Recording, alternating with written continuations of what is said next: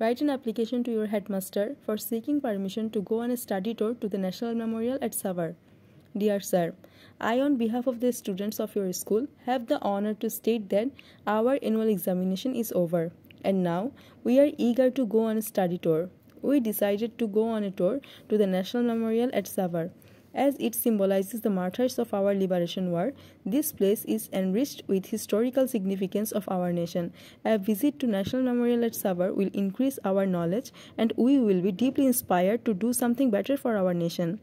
We therefore pray and hope that you would be kind enough to arrange a study tour to the National Memorial at Savar and oblige thereby.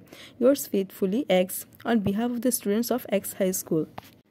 তোমাদের যদি এই অ্যাপ্লিকেশনটা একটু বড় মনে হয় দেন তোমরা সিলেক্টেড পোর্শনটা বাদ দিতে পারো, কিন্তু অনেকেই আছে যারা একটু বড় লিখতে চায়, তাদের জন্য এই অ্যাপ্লিকেশনটা সিলেক্টেড পোর্শনটা বাদ দিলেও ঠিকভাবে লেখা যাবে।